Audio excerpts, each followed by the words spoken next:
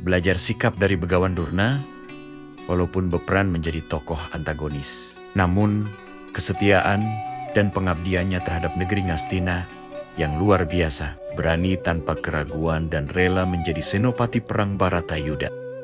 Kita simak bersama video berikut.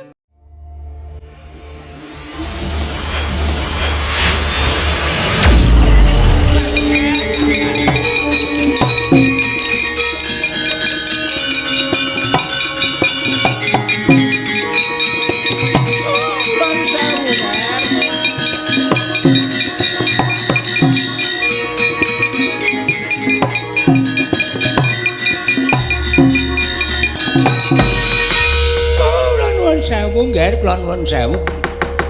Ngantos geger kados mekaten swasana wonten ing pesanggrahan Bulu Pitu menika awit krana sedaya menika nggadahi pemanggih ewa semanten sami boten saged nampi bedaning pemanggih. Surasipun dados geger kados mekaten menika ngger. Kula nuwun sewu lho sinuwun Prabu Mandara kedahipun panjenengan menika nampi dhateng menapa ing dados saturipun Adipati Harya Sengkuni. Wonten ing pesanggrahan menika sami nggadahi benten-benten ing pemanggih. Nanging tumrap Begawan Durna benten-benten ing pemanggih menika mujudaken satunggiling kesaenan. Anggenipun badhe ngrembak babagan benjang-enjang menika menapa sinten ingkang badhe kadhapuk dados senopati mangrurah para Pandhawa. Oh Durna. Wonten dawuh. Bawa Durna tumunten mingset anggenipun lenggah mataning pesanggrahan. Kersanipun kados pundi? Ger. Samangke sampun ngantos dipun terosaken anggenipun ngrembak perkawis sedaya ingkang sampun ngapuping Rana Madyalaga. Ingkang putra wayah kula Lesmana Mandrakara menika kaanggep satunggiling lare ingkang saged junjung dhateng derajatipun tiyang sepuh. Buktinipun wiwit Baratayuda dipun wiwiti Lesmana boten ketingal wonten ing peperangan. Nanging sareng nalika semanten Abimanyu ranjap wonten telenging Baratayuda, Lesmana ngetingalaken kesaenanipun minangka dados putra paduka anak Prabu Ngastina. Anggenipun kepengin junjung derajatipun tiyang sepuh tumunten Lesmana majeng wonten ing pabaratan nadyan Lesmana kedah pejah wonten ing Tegal Kurukasetra. Nanging menika mujudaken setunggiling anak ingkang ngabekti dhateng tiyang sepuh. Nggih, salajengipun. Salajengipun samangke gandeng sampun boten wonten ingkang madhek suraning driya. Ingkang kapatah dening paduka anak Prabu Ngastina. Ingkang bapa ing Sukalima samangke masrahaken dhateng awak kula nggih. Monggo kula trima reba masesa menawi dipun marangaken kula ingkang badhe madhek suraning driya mangsah yuda mangrurah anak-anak kula para Pandhawa. Menawi ingkang bapa sampun kepareng madhek senopati wonten ing madyaning pabaratan menapa paduka badhe tida-tida dhateng kesagahan kula. Menapa badhe paduka badhe tida-tida dhateng kekiyatanipun Begawan Durna. Mboten ngantos sedinten kula nyangking sirahing Pandhawa gangsal cacahipun. Bawa Beneban.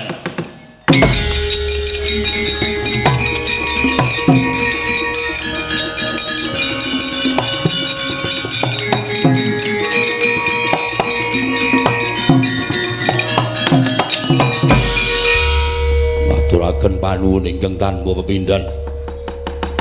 Dite mawu menawi sampun sagah makile ingkang putra ing Ngastina Duryudana madhek Brah Senopati wonten Tegal Kurukasetra. Apan menika dados kesagahan kula nggih.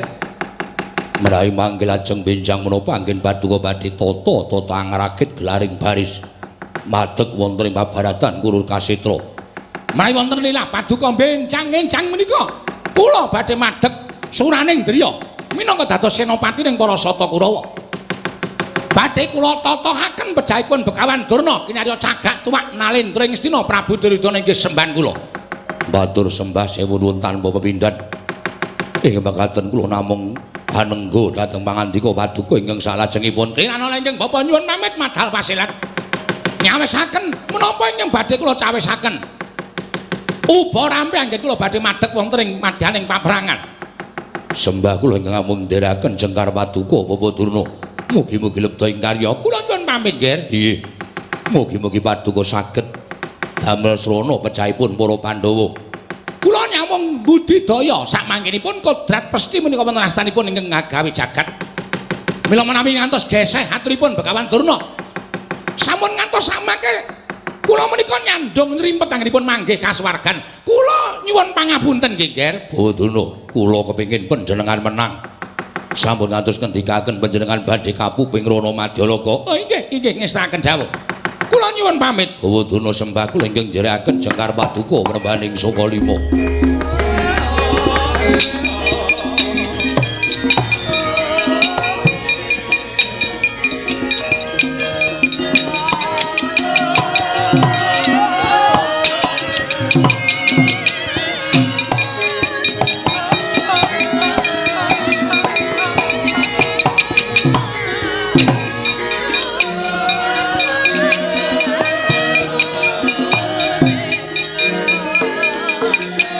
Datan niku semanjing wonten pesanggrahan Bulu Pitu. Nana Gandaka Japa nalika semanten saya dangu lampahing Sang Hyang Candra. Wis gumewang mangulun. Sang Hyang Surya wis tunggang gunung ana ing Brangwetan. Kacarita Sang Begawan Durna nalika semanten wis pinatah madeg Senopati. Medal wonten ing tepining Tegal Kurukasetra ndadosaken kejot penggaling Sang Begawan Durna. Jumlorot madya balaning sawarga Bathari Durga miwah Bathara Kala nenggih saperangan wadyabala dandang makur karo kagiat nenggih pandhita ing Sukalima wau.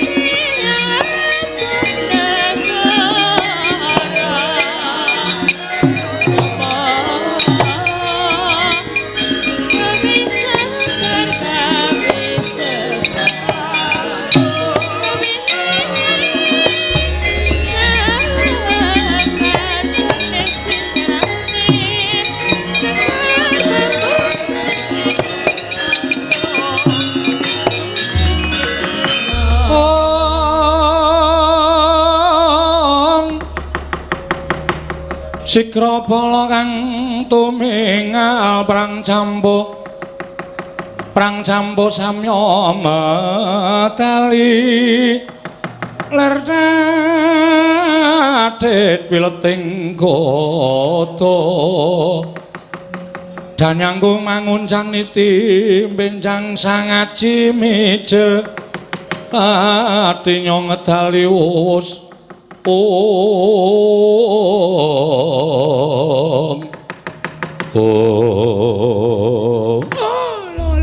lole kentos walu gembol manyor-manyor duk ning Dungkul Wana dadi alas-alas dadi wana. Bareng aku wis samapta ing gati sawiga ing diri. Prapta ana ing tepining Tegal Kurukasetra. Lah kok dadi iki gawe kaget atiku iki ana cloroting. Tak kira yen to ndaru tetarungan ana ing antariksa. Bareng caket tawas padake. Oh, lah iki ora panglik.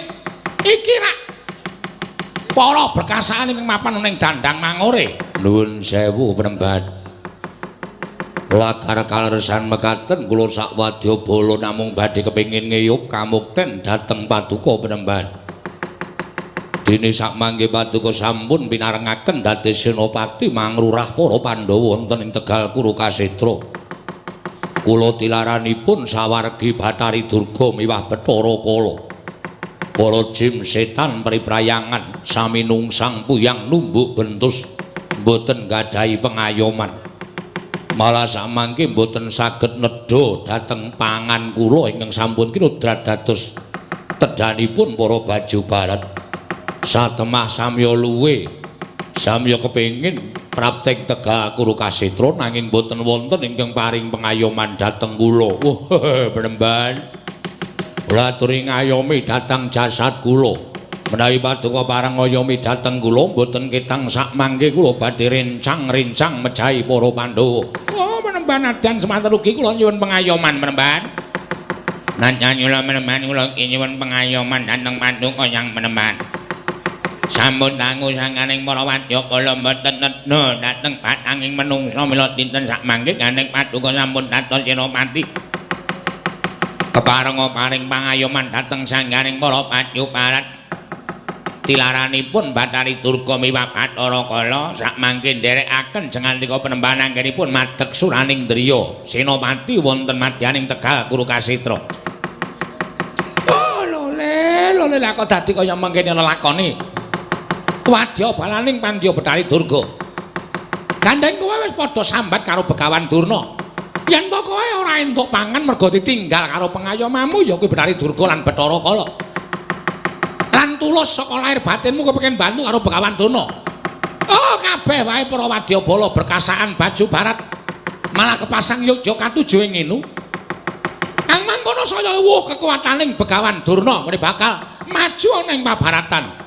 Menawi ngaten paduka Penemban Durna marengaken menawi ngaten paduka Penemban Durna marengaken dhateng lampahipun para baju barat lho mesti wae tak keparengake jer kowe nambahi kekuwatane karo Begawan Durna hi menawi ngaten ngaturaken panuwun ingkang tanpa pepindhan ngaturaken panuwun ingkang tanpa pepindhan ngaturaken panuwun ingkang tanpa pepindhan ngaturaken panuwun ingkang tanpa pepindhan barisamu aja nganti ketara gandeng kowe iki jiwaning utawa wataking jim mula barisanmu ya aja nganti kasat mripat tegese kudu nganggo laku dedemitan mengko yen to wis para Pandhawa majang senopati ana Tegal Kurukasetra mung ngenteni marang dawuhing Begawan Durna ya kowe wadyabala baju barat kabeh nggih ngestakaken dawuh nggih ngestakaken dawuh lajeng mangkatipun para wadyabala benjang menapa swatama wonten timbalan dawuh Kanjeng Rama gedhekno atimu ya Ngger pun bapa tak rewangi kaya ngene iki mergo goleke kamukten karo kowe nanging sprana-sprene aku ora bakal entuk kamukten yen to ora tak rewangi kaya ngene iki sapa yang bakal muktekake lawan kowe jer kowe anakku lho iki mulai ikhlasno bapakmu madheg senopati dina semengko bakal katon kamuktenmu sarana aku iso mateni para Pandhawa kowe mesti bakal entuk pangkat derajat ingkang sakmurwat kalawan labuhanmu tumrap negara Ngastina matur sembah sewu nuwun tanpa pepindhan Penemban lajeng samangke kepareng paduka nembang tengara budhaling wadya budhalke para wadyabala sak pirangan ngrakit gelaring baris napaki Tegal Kurukasetra lho iki ngestaken dawuh nyuwun pamit madal pasilan sing ati-ati aja kaya bocah cilik angsang lembah kang piniji sang swatama sigra medal kondang wadyabala mangku rumap kang para wadya anampi dawuhira tan wonten kang samya kantun amung nenggo bendi bidal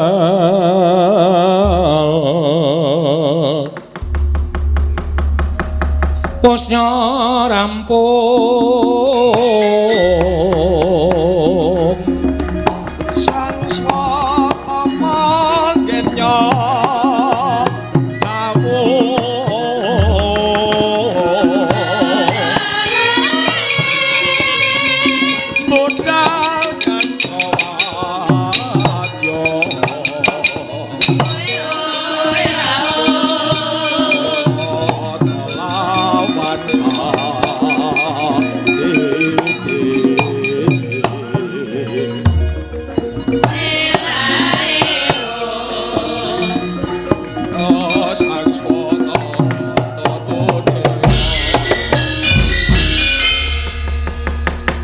Parmatur dhateng Kanjeng Rama menawi kati dipriksa satu kabidalaken sewanci-wanci bodol mboten badhe angujiwani. Yen ta kabeh padha ngundang ora bendhe pisan dandan pindho nglumpuk ping 3 bodol. Lho niki ngestakaken dawuh nyuwun pamit madal pasilan. Sing ati-ati aja kaya bocah cilik. Katinon saking Mandrawa nalika semanten lampahing para wadyabala nderekaken Senopati Pengampit Tengge Bambang Swatama. Katinon saking Mandrawa tindaknya Sang Begawan Durna lamun kacandra Sikra bidal lumampah anut wirama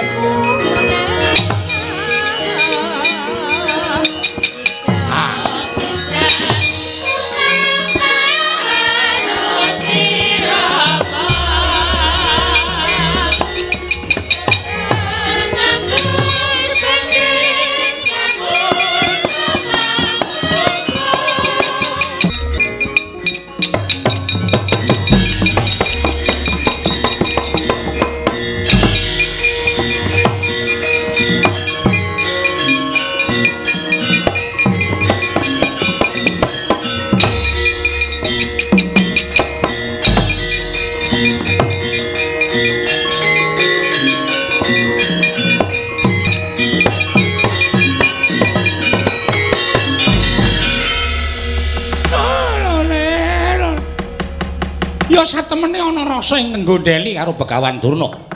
Nanging kewajiban kudu tak sisihake karo rasa katresnan. Sabab yen to kewajiban tak campur aduk karo katresnan mesti bakal warsa. Ora bakal bisa milah-milahke siji lan sijine. Ya. Mendawa nadan tak sawangi sih katon sepi kanan Tegal Kru Kasetra.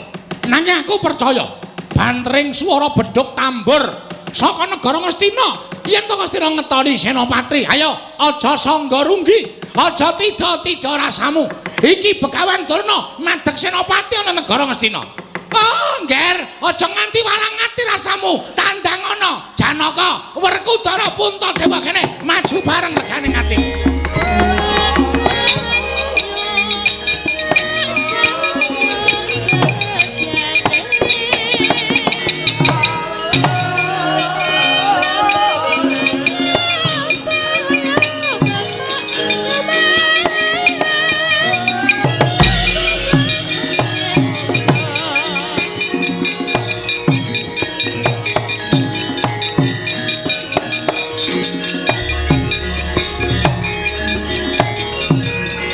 Begawan Durna banyak yang membenci namun tahu diri.